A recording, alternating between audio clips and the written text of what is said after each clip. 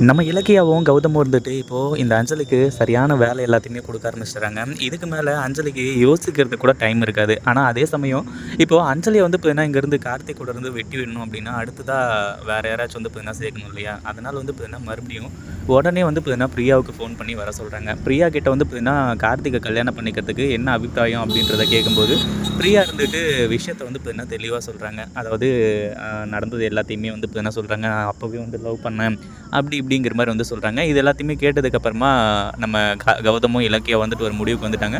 நீ நேராக கிளம்பிங்க வா, அஞ்சல் இன்னும் திருந்தவே இல்லை, அவள் அப்படியே தான் இருக்கா, அவள் இனிமேல் கார்த்திக்கும் தேவையில்லை, இந்த குடும்பத்துக்கும் தேவையில்லை அப்படிங்கிற மாதிரி சொல்லி அதுக்கப்புறம் வந்து பார்த்தீங்கன்னா இப்போ பிரியாவை வர வச்சு மறுபடியும் கார்த்திகை வந்து பார்த்தீங்கன்னா மீட் பண்ண வைக்கிறாங்க. அதே சமயம் கார்த்திக் ஆரம்பத்தில் வந்து பார்த்தீங்கன்னா எப்படி ஒரு சீன் வந்து கிரியேட் ஆச்சோ அதே மாதிரி வந்து பார்த்தீங்கன்னா இப்போவும் நம்ம பிரியா விழுற மாதிரி போகும்போது கரெக்டாக வந்து பார்த்தீங்கன்னா நம்ம கார்த்திக்கும் வந்து பிடிச்சிடுறாரு.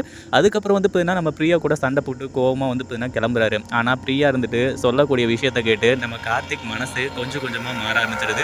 இனிமேல் வந்து பார்த்தீங்கன்னா பிரியா தான் எல்லாம் அப்படின்னு சொல்லிட்டு நம்ம கார்த்திக்கே நினைக்க போகிறாரு. இதுக்கு மேலே வந்து பார்த்தீங்கன்னா இந்த அஞ்சலிக்கு இங்கே வேலையே இருக்காது. பிரியா வந்துட்டால் எப்படி இருக்கும் அப்படின்றத கமெண்ட் பண்ணுங்கள். இந்த வீடியோ பிடிச்சிருந்தா லைக் பண்ணுங்கள், ஷேர் பண்ணுங்கள். இப்போ தான் நம்ம சேனலுக்கு ஃபர்ஸ்ட் டைம் வரீங்க